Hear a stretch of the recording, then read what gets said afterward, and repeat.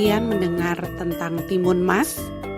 Seorang pemuda yang lahir dari harapan, tumbuh dalam tantangan dan dibesarkan untuk sebuah tujuan besar. Hari ini aku akan bercerita, tapi bukan cerita biasa. Ini adalah kisah Timun Mas versi kita. Timun Mas adalah Gino Pasuruan, dan inilah perjalanannya.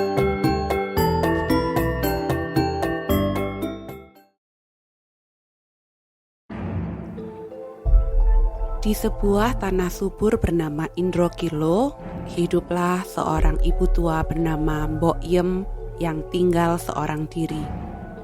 Ia lalu bertemu raksasa yang memberinya benih timun mas.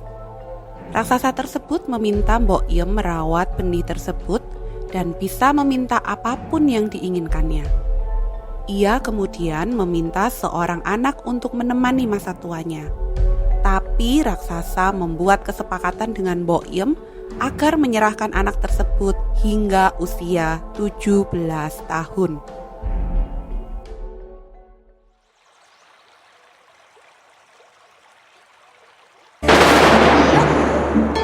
Ayo mas, DJ Somo, para disesa lagi. Yo, iki lo.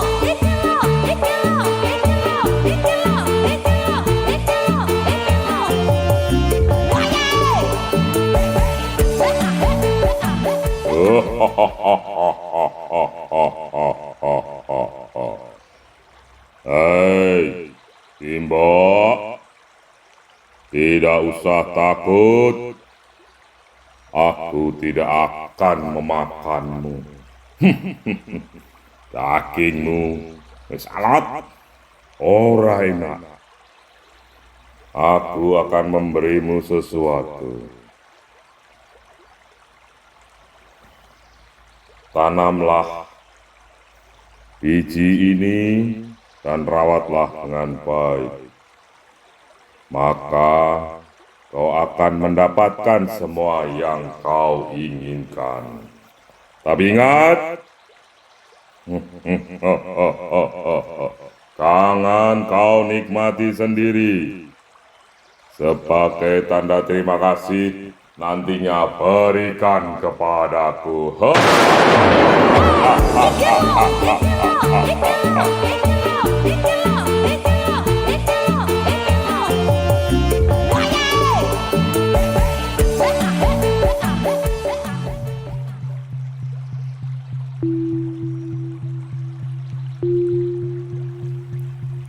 Tiba-tiba, biji tersebut tumbuh menjadi tanaman timun berwarna emas dan ukurannya besar.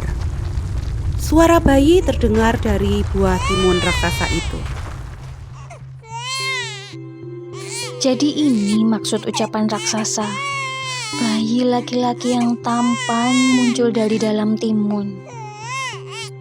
Baiklah, aku akan merawatnya. Dan akan aku anggap anak sendiri hingga 17 tahun.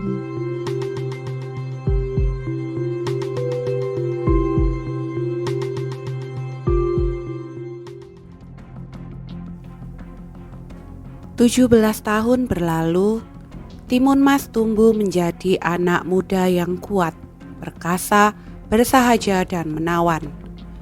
Dan Mbok Yem resah akan janjinya dengan raksasa bahwa Timun Mas akan dijadikan makanan raksasa.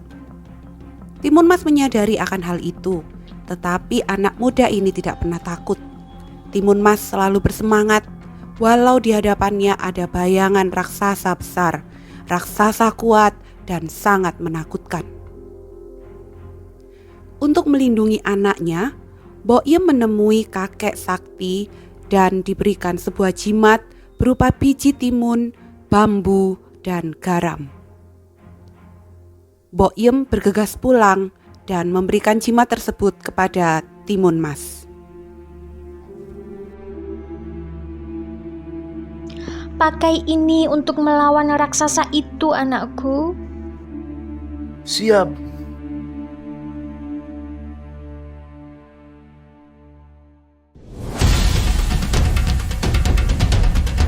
bukan raksasa bertaring, tapi raksasa kompetisi, raksasa tekanan, raksasa perubahan zaman yang berjalan cepat dan tak kenal ampun. Timun Mas pun takut, tapi dia tahu tak ada pilihan lain, ia harus melawan. Ready, fight.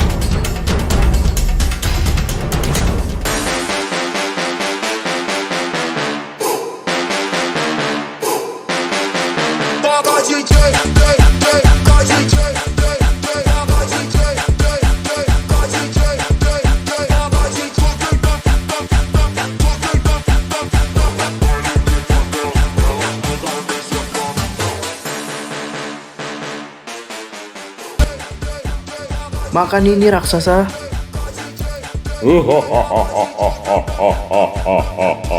Hei bocah, ojo melayu.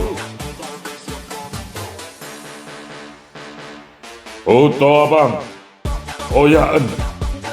Bocah kui, ayo ojo sampai usul. Wahahaha. Hei, bocah ganteng, jangan lari kau dari tangkapanku. Hahaha. Aku tidak mau menjadi santapanmu. Lalu Timun Mas melemparkan biji timun, lambang dari inovasi yang berubah jadi hutan dengan banyaknya akar di tanah. Biji tersebut menghambat jalannya raksasa. Inilah kekuatan inovasi, produk baru, ide segar yang membuat langkah kompetitor tertunda karena Kino selalu tumbuh. Hahaha. Hei bocah, apa-apaan ini? Yang menjadi tubuhku menjadi serimpet-serimpet. Brother Buto, help me. Sepele, akar-akar ini inggir, tak sobek-sobek, tak potong-potong.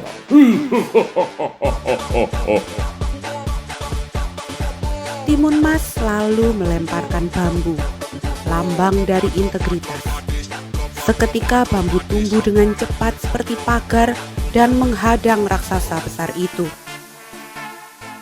Itulah integritas, keteguhan prinsip, konsistensi yang membuat Kino tidak mudah digoyahkan.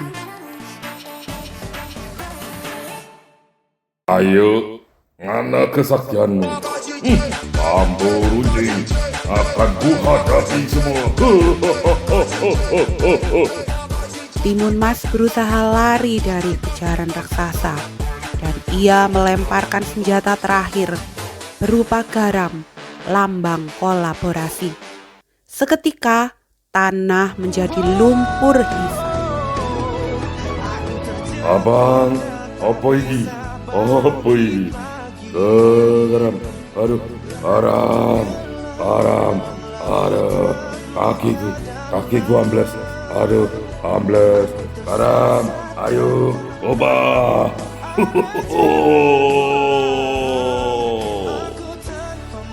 Itulah kolaborasi, adalah kekuatan. Saat semua tim bersatu, tak ada tantangan yang tak bisa dihadapi. Seketika raksasa terhisap lumpur dan hilang tanpa jejak.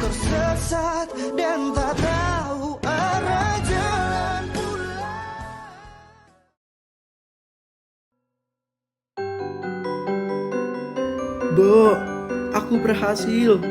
Raksasa itu sudah hilang. Kita bisa hidup tenang berdua di sini, Bo. Syukurlah kamu selamat, Nak. Terima kasih sudah kuat dan berjuang melawan raksasa itu. Kamu hebat. Lautan garam itu kemudian surut dan dari dalamnya raksasa muncul kembali. Namun kali ini bukan sebagai musuh. Ia berubah menjadi manusia, terbebas dari kutukan dan keserakahan. Ia berlutut dan menyerahkan sebuah pedang. Pedang itu bukan pedang biasa. Terukir satu kata besar di sana. S-I-A-P. Siap. Sebuah simbol, sebuah janji, sebuah semangat untuk terus berinovasi, menjaga integritas, dan membangun kolaborasi.